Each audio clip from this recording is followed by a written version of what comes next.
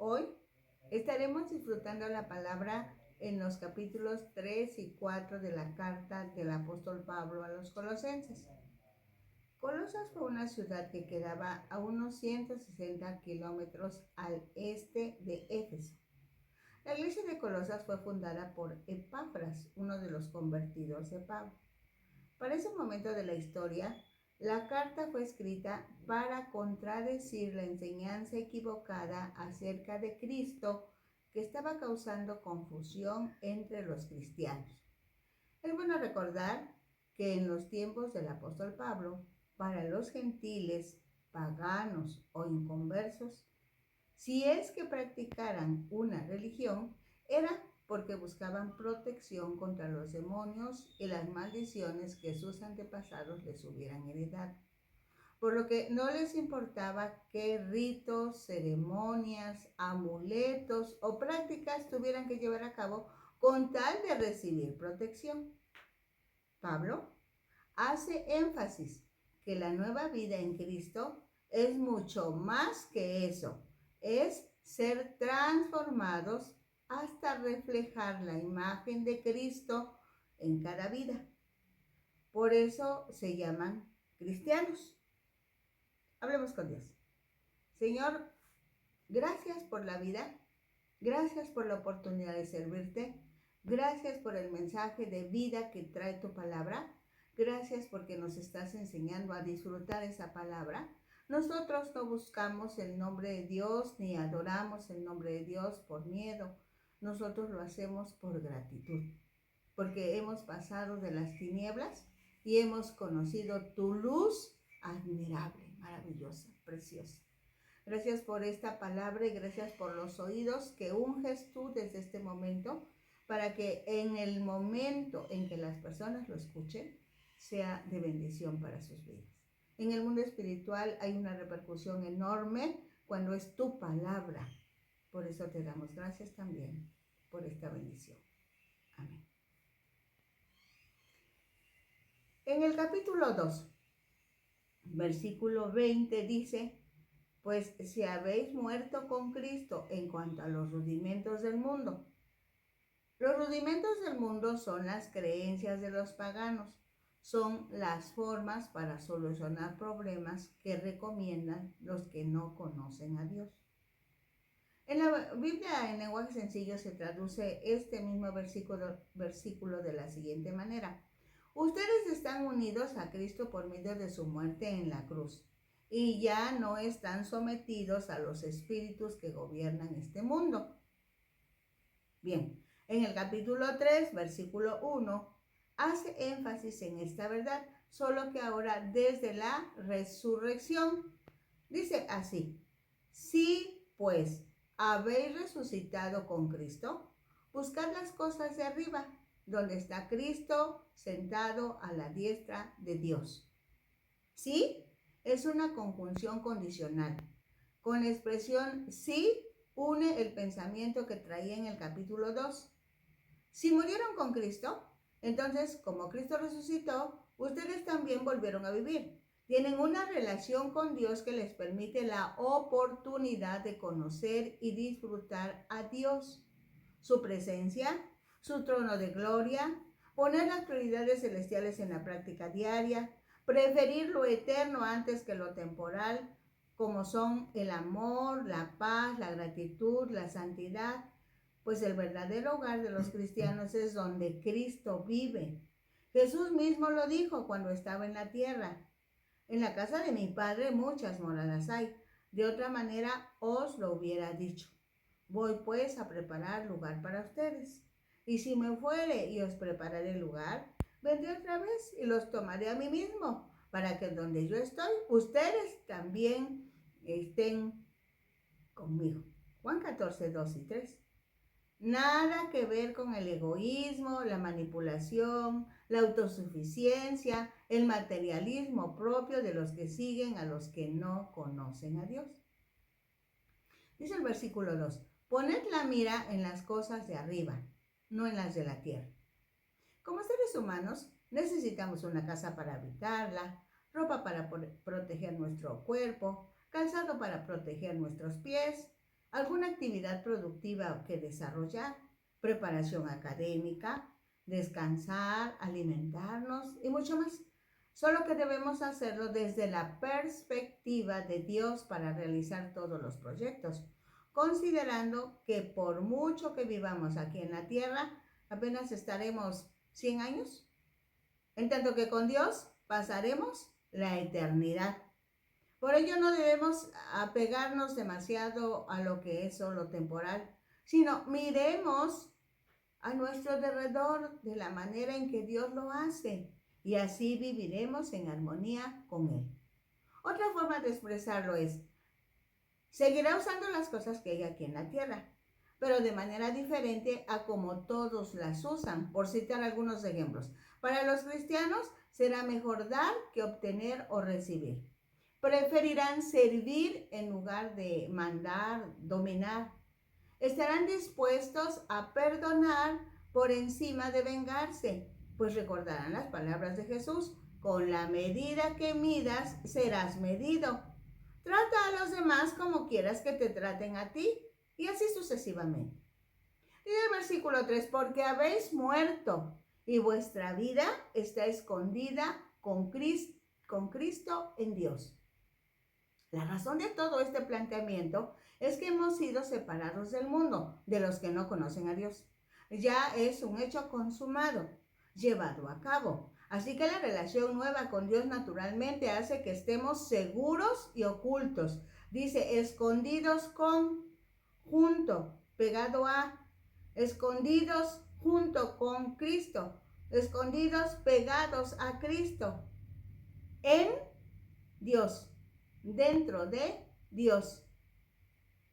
Pues Dios Padre, Dios Hijo y Dios Espíritu Santo son uno solo. Ahora, cada hijo de Dios también está participando de esa unidad. Cuando Cristo, dice el versículo 4, vuestra vida se manifieste, entonces vosotros también seréis manifestados con Él en gloria. Este versículo siempre se explica pensando en el momento en que Jesucristo regrese por los suyos, tal como lo mencionamos en el versículo 1 de este capítulo, y es correcta esa explicación. No obstante, también puede considerarse para ser aplicado aquí y ahora. Veamos, si bien ahora mismo estamos escondidos con Cristo en Dios, habrá un momento, recordemos que la expresión cuando habla de tiempo cronos, de la medida del tiempo como la miden los seres humanos. ¿Cuándo? En el momento que Cristo se manifieste, se haga visible, porque es la vida de ustedes, está en ustedes desde que lo recibieron. Dice Juan 1:12, más a todos los que le recibieron les dio potestad, les autorizó que fueran llamados hijos de Dios. Entonces, cada cristiano es un templo del Espíritu Santo. El templo es un lugar de adoración, de consagración, de oración, de dedicación a Dios. Jesús es Dios. Consecuentemente, la manifestación de Jesús en la vida de los cristianos puede y debe ser aquí en la tierra. Aunado a esto, la llenura del Espíritu Santo hace evidente la manifestación de la gloria de Dios por la operación de los dones. Esto pasó en la vida de Pedro y Juan cuando fue sanado el cojo que se sentaba en la puerta llamada la Hermosa del templo de Jerusalén. También en la vida de Pablo, el apóstol, y Bernabé cuando decían en lengua licaónica que eran dioses y estuvieron a punto de ofrecerles sacrificios. Ciertamente debemos estar preparados para cuando Jesucristo regrese por su iglesia, y también permitamos que el poder de Dios nos ayude a vivir de acuerdo a su voluntad para que el poder de Dios se manifieste ahora, aquí. Parece que esto es alarmante. ¿Cómo? Sí, sí es posible. Los apóstoles lo vivieron, muchos cristianos lo han experimentado y ustedes y yo podemos disfrutarlo también. Esta es una verdad bíblica. Dice Colosenses 3 de los versículos 5 al 11. La vida antigua es importante. Encontramos 3 instrucciones precisas en este pensamiento del apóstol. Por eso, por la vida antigua dice la Biblia en Colosenses 3:5 que debemos hacer morir. En el 3:8 dice que debemos dejar algo. Y en el 3:10 debemos revestirnos. Los dos primeros, hacer morir y dejar de lado, son órdenes que apelan a la voluntad del ser humano para que las lleve a cabo. Depende de nuestra voluntad, aunque es una orden, pero Dios espera el ejercicio de nuestra voluntad. La primera, hacer morir, está en voz activa, quiere decir el sujeto realiza la acción. La segunda está en voz media, en donde el sujeto participa para que se lleve a cabo la acción. Y la otra palabra, revestíos, es un participio que nos lleva a pensar en un estilo de vida. Constantemente se está vistiendo, revistiendo. Pero en los tres casos, la participación del Espíritu Santo es indispensable. Ahora sí vamos a la Biblia. Dice el versículo 5. Haced morir, pues, lo terrenal en vosotros. Fornicación, impureza, pasiones desordenadas, malos deseos y avaricia, que es idolatría. En otras palabras, es necesario que maten a los malos deseos, pero ustedes son los que van a tomar la decisión. Si permiten que les ayude el Espíritu Santo, será más fácil. No tengan relaciones sexuales prohibidas, no sean indecentes, no permitan que las concupiscencias los dominen y no busquen amontonar dinero, pues es lo mismo que adorar a dioses falsos. Dice el versículo 6, cosas por las cuales la ira de Dios viene sobre los hijos de desobediencia. La ira de Dios se refiere al juicio divino por esta conducta. Esa ira recae en los que practican conductas como fornicación, impureza, pasiones desordenadas, malos deseos y avaricia. Dice el versículo 7, en las cuales vosotros también anduvisteis en otro tiempo cuando vivíais en ellas. Cuando no conocían a Cristo, ustedes practicaban todo esto. Ahora ya no debe ser así. Ahora tomen ustedes la decisión y ayudados por el Espíritu de Dios, podrán considerarse muertos e insensibles a estos pecados. Es necesario hacer notar que el Nuevo Testamento exige la total eliminación de todo lo que está en contra de Dios. Revisando con cuidado, en este pasaje Pablo dice, maten cualquier parte de su personalidad, cualquier parte de su yo que esté contra Dios y les impida cumplir su voluntad. Desde la carta a los Romanos, en el capítulo 8, versículo 3, dijo, porque si viven conforme a la carne, morirán, pero si por el Espíritu dan muerte a las obras del cuerpo o de la carne, vivirán. Y la sorpresa es que Jesús fue el primero que lo dijo. En Mateo 5:9, que se cortaran una mano o un pie o se sacaran un ojo cuando estos miembros de su cuerpo fueran ocasión de pecado. El versículo 8 del capítulo 3 registra, pero ahora dejad de vosotros todas estas cosas, ira, enojo, malicia, blasfemia, palabras deshonestas de vuestra boca.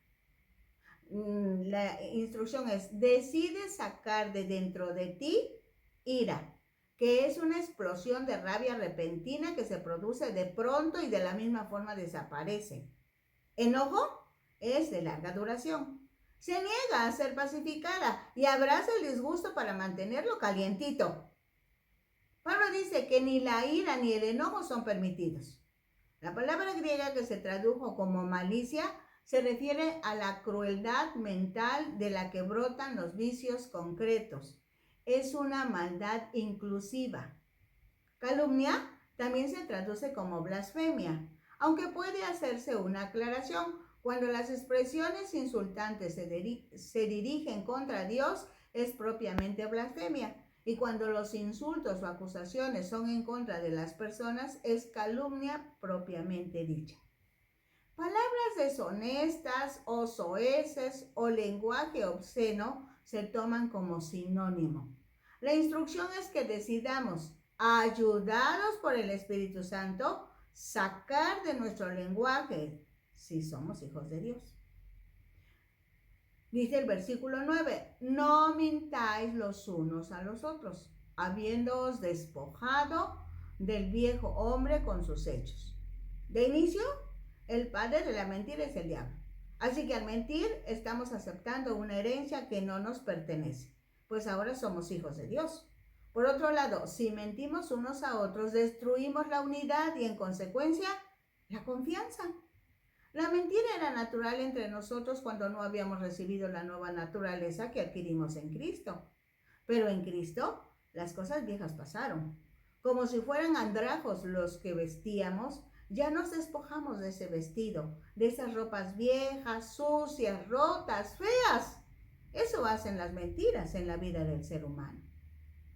Dice el versículo 10, y revestido del nuevo, el cual conforme a la imagen del que lo creó se va renovando hasta el conocimiento pleno. Revestido del nuevo. Significa que la conducta debe estar acorde con la fe, pues ser cristiano significa tomar el camino correcto y con la ayuda del Espíritu Santo es algo tan fácil como cambiarse de ropa. Ahora bien, el cristiano está en un programa de educación continua. Al conocer a Cristo y su obra en nosotros, somos transformados de gloria en gloria para que cada vez seamos semejantes, más semejantes a Cristo. Entonces, se requiere práctica, revisión, paciencia y concentración para mantenerse de acuerdo a su voluntad. Dice el versículo 11, donde no hay griego ni judío, circuncisión ni incircuncisión, bárbaro ni escita, siervo ni libre, sino que Cristo es el todo y en todos. Desaparecen las barreras de nacionalidad o raza, las de educación, las de nivel social, las barreras de la riqueza o pobreza. Cuando aceptamos la superioridad de Cristo en cada cristiano, todo lo que mencionamos se acaba. Ahora vamos de los versículos 12 al 17. Vestíos, pues, como escogidos de Dios, santos y amados, de entrañable misericordia, de benignidad, de humildad, de mansedumbre, de paciencia, soportándoos unos a otros y perdonándoos unos a otros si alguno tuviere queja contra otro. De la manera que Cristo os perdonó, así también hacedlo vosotros. Y sobre todas estas cosas, vestíos de amor, que es el vínculo perfecto. Y la paz de Dios gobierne en vuestros corazones, a la que asimismo fuisteis llamados en un solo cuerpo, y sed agradecidos. La palabra de Cristo more en abundancia en vosotros, enseñándoos y exhortándoos unos a otros en toda sabiduría, cantando con gracia en vuestros corazones al Señor, con salmos e himnos y cánticos espirituales. Y todo lo que hacéis, sea de palabra o de hecho, hacedlo todo en el nombre del Señor Jesús, dando gracias a Dios Padre por medio de Él. La transformación será real cuando imitemos el espíritu perdonador y misericordioso de Cristo, permitiéndole que guíe nuestras vidas para que la paz de Cristo gobierne nuestro corazón, para que podamos ser agradecidos tomando la palabra de Dios siempre hasta vivir como representantes, embajadores del Rey de Reyes y Señor de Señores, pues Cristo en nosotros es la esperanza de gloria. Vamos a los versículos 18 al 4:1. En este párrafo se describen 3 tipos de relaciones: esposos y esposas, padres e hijos, amos y siervos. En cada caso hay responsabilidad mutua para someterse y amar, para obedecer y estimular, para trabajar y ser justo. En los 3 casos, Pablo habla de responsabilidades solamente, porque si cada uno lleva a cabo su responsabilidad, el otro disfrutará sus derechos. Versículo 18. Casadas, estad sujetas a vuestros maridos, como conviene en el Señor. Maridos, amad a vuestras mujeres y no seáis ásperos con ellas. El matrimonio en Cristo requiere sumisión mutua. subordinar los deseos de uno para el bien del ser amado y ambos someterse a Cristo. Hijos, obedeced a vuestros padres en todo, porque esto agrada al Señor. Padres, no exasperéis a vuestros hijos para que no se desalienten. Los hijos obedecen a los padres sin condiciones ni condicionamientos. Por su parte, los padres tratarán con disciplina amorosa a sus hijos, sin olvidar que el amor corrige. Versículo 22. Siervos, obedeced en todo a vuestros amos terrenales, no sirviendo al ojo, como los que quieren agradar a los hombres, sino con corazón sincero, temiendo a Dios. Para ese momento histórico social, la esclavitud era legal. Por eso Pablo no da una opinión al respecto. Se refiere a los siervos o esclavos como trabajadores excelentes, pensando que su amo es el mismo Señor Jesucristo. Dicen los versículos 23 en adelante, y todo lo que hagáis, hacedlo de corazón, como para el Señor y no para los hombres, sabiendo que del Señor recibiréis la recompensa de la herencia, porque a Cristo el Señor servís. Estas ideas eran revolucionarias para la sociedad de ese tiempo y aún para la sociedad de nuestro tiempo. Hagamos solo lo que nos corresponde, según nuestra relación con Dios, para ser modelo a los que no conocen a Jesús y de esa manera ayudemos a reconstruir el tejido social, porque está muy deteriorado. Dice el versículo 25, mas el que hace injusticia recibirá la injusticia que hiciere, porque no hay acepción de personas. Pablo aplica el principio de la siembra y la cosecha. Estemos alertados. Dice el capítulo 4, versículo 1, amos, haced lo que es justo y recto con vuestros siervos, sabiendo que también vosotros tenéis un amo en los cielos. Pareciera que algo estaba olvidando y antes de terminar la idea, menciona a los amos en su relación con sus siervos, ubicándolos para que no cometieran injusticias, haciendo una referencia muy importante. Los amos terrenales que son hijos de Dios tienen un amo que está por encima de todas las autoridades y ese amo es el único que tiene todo el poder y la autoridad, así que nos conviene obedecerlo a él. Dicen los versículos 2 al 6 del capítulo 4. Perseverad en la oración, velando en ella con acción de gracias, orando también al mismo tiempo por nosotros, para que el Señor nos abra puerta para la palabra, a fin de dar a conocer el misterio de Cristo, por el cual también estoy preso, para que lo manifieste como debo hablar. Pablo no evangelizó en Colosas, pero conocía a los paganos de todas esas regiones y ellos estaban acostumbrados a rituales, costumbres. Esta es la razón por la que hace énfasis en una relación personal con Dios, apelando a la voluntad de los convertidos, para que puedan ser transformados por el Espíritu Santo, y una parte indispensable de esa relación es la comunicación. De ahí que dentro de la práctica cristiana, Pablo recomienda la oración, la comunión continua, está hablando de perseverancia, comunión continua con Dios. Pues no solo los colosenses cristianos, sino aún Pablo y el equipo apostólico necesitaban de la intercesión de la iglesia.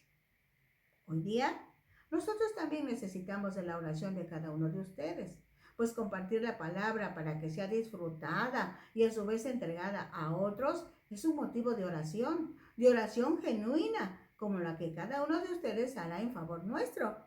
Muchas gracias por su intercesión. Muchas gracias. En el nombre de Jesús se los agradecemos. Dice el versículo 5, andad sabiamente para con los de afuera, redimiendo el tiempo. Los de afuera son los incrédulos. Por eso les dice a los cristianos de Colosas, usen su inteligencia para tratar como se debe a los que no confían en Cristo. Aprovechen bien cada oportunidad que tengan de conversar con ellos. El versículo 6, sea vuestra palabra siempre con gracia, sazonada con sal, para que sepáis cómo debéis responder a cada uno. En otras palabras, hablen siempre de cosas buenas, díganlas de manera agradable, y piensen bien cómo se debe contestar a cada uno, con gracia, simpatía, respeto, amabilidad, de tal manera que les quede un buen sabor. Ahora vamos de los versículos 7 al 14 del capítulo 4. Todo lo que a mí se refiere os lo hará saber Tíquico, amado hermano y fiel ministro y consiervo en el Señor, el cual he enviado a vosotros para esto mismo, para que conozca lo que a vosotros se refiere y conforte vuestros corazones. Con Onésimo, amado y fiel hermano, que es uno de vosotros, todo lo que acá pasa os lo harán saber. Al leer estos versículos se deduce que Tíquico y Onésimo llevaron las cartas a Colosas y a Filemón. Según los historiadores, estas cartas se escribieron por las mismas fechas. Tíquico era efesio, que acompañó a Pablo a Jerusalén cuando llevaron las ofrendas después del tercer viaje evangelístico de Pablo. Onésimo era esclavo fugitivo, era esclavo de Filemón. Filemón era un cristiano pudiente de Colosas.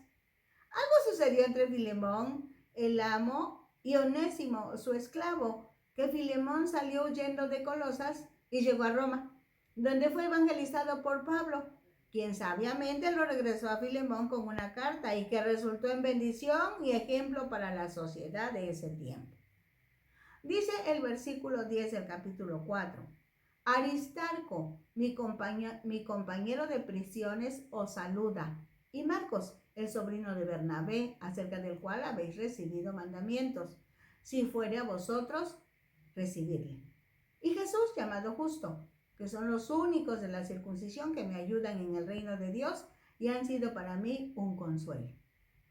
Por la redacción de estos versículos, Aristarco, Juan Marcos, y Justo, que también se llama Jesús, son judíos, pues dice Pablo, son de la circuncisión, y envían saludos a los hermanos de Colosas.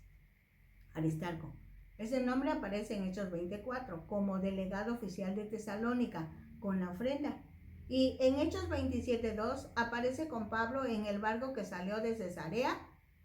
En este versículo que estamos leyendo, que es el versículo 10 del capítulo 4 de Colosenses, Pablo lo llama compañero de prisiones, por lo que se supone que se dio de alta como esclavo de Pablo para que le aceptaran acompañarlo en el viaje de Cesarea a Roma y luego en la cárcel en Roma.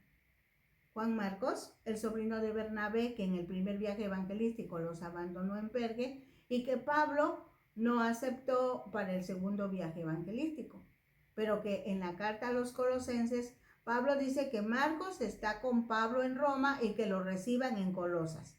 Jesús o Justo solo se menciona en este versículo, no se tiene ningún otro dato relacionado con este personaje. El versículo 12 dice, os saluda Epafras, el cual es uno de vosotros, siervo de Cristo, siempre rogando encarecidamente por vosotros en sus oraciones, para que estéis firmes, perfectos y completos en todo lo que Dios quiere.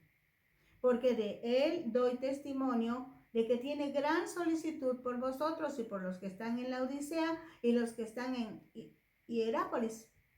Os saluda Lucas, el médico amado, y demás. 3 personas más envían saludos a los colosenses: Epafras, Lucas y Demas. Epafras fundó las iglesias de Colosas, Hierápolis y la Odisea, ciudades del valle de Lico en Frigia, bajo la dirección de Pablo, cuando Pablo estuvo en Éfeso.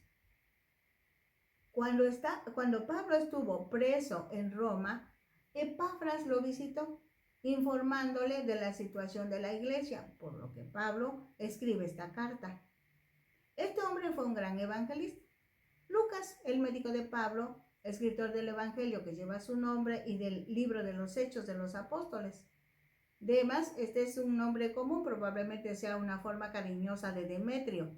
En la segunda carta a Timoteo se menciona que abandonó a Pablo. El versículo 15 dice, saludad a los hermanos que están en la Odisea y a Ninfas y a la iglesia que está en su casa. Pablo envía saludos a los hermanos que están en la Odisea, a Ninfas y la iglesia que se reúne en la casa de Ninfas. Hierápolis, Colosas y la Odisea eran lugares del valle de Lico, evangelizadas por Epafras, aunque la Odisea era una ciudad muy bien comunicada y por lo mismo con suficientes recursos en dinero, la última de las cartas a las 7 iglesias de Asia fue dirigida a la Odisea, en donde el Espíritu revela que estaba pobre, desnuda y ciega. Ninfas no se sabe con seguridad si es hombre o mujer. Se cree que sea propietario o propietaria de una casa en la Odisea o posiblemente en algún otro lugar de Colosas donde se reunía una iglesia. En el Nuevo Testamento no aparece registro de templos o lugares de reunión de la iglesia. Los hermanos se reunían en los hogares de algunos hermanos. Por ejemplo, la iglesia que reunía la casa de Aquila y Priscila, según Romanos 16:5. La iglesia que se reunía en la casa de Filemón, según Filemón 1:24. La iglesia que se reunía en la casa de Ninfas, que se menciona en este versículo. Cuando esta carta haya sido leída entre vosotros, dice el versículo 16, haced que también se lea en la iglesia de los laodicenses y que la de la Odisea la leáis también vosotros. Parece que la carta que aquí dice que estaba dirigida a la Odisea se refiere a la carta a los Efesios, que fue leída en varias congregaciones porque tomó la forma de una carta circular, parece ser. Dice el versículo 17, decid a Arquipo, mira que cumplas el ministerio que recibiste en el Señor. En Filemón 1:2, Pablo llama a Arquipo como compañero de milicia, por mencionarlo junto con Filemón y Apia. Pudiera ser hijo de ese matrimonio. Cuando dice, mira que cumplas el ministerio que recibiste del Señor, quizás se refiera a trabajo de evangelismo en otras ciudades o provincias. La salutación de mi propia mano de Pablo, acordaos de mis prisiones, que la gracia sea con todos vosotros. Amén. Pablo utilizó los servicios de un secretario para escribir sus cartas. Por ejemplo, Tercio ayudó a escribir la carta a los romanos. También tenía por costumbre escribir él mismo el saludo o despedida final y firmar. Eso es lo que hace en la carta a los colosenses. Cuando les recuerda que está preso es para reforzar su autoridad y su derecho de hablar en ese tono. En otras palabras, esta no es una carta de uno que no sepa lo que significa el servicio de Cristo o que esté pidiendo a otros que hagan lo que él no está dispuesto a realizar. Al contrario, se trata de uno que ha sufrido y se ha sacrificado por Cristo, pues de alguna manera yo estoy llevando la cruz de Cristo. En todas sus cartas, al principio o al final, Pablo habla de la gracia de Jesucristo que es suficiente para todas las personas, para todas las situaciones y también puede decirse para todas las cosas. Creo que tenemos tiempo para que revisemos y podamos hablar con Dios, tú y yo. Podemos ser testigos de la manifestación gloriosa del poder de Dios en pleno siglo XXI. La próxima semana, mi invitación es para que sigamos disfrutando la palabra en Facebook y en YouTube, al nombre de Rosario Hernández Ojeda, con nuestros hermanos de Ventana Virtual Radio Cristiana, la señal que edifica.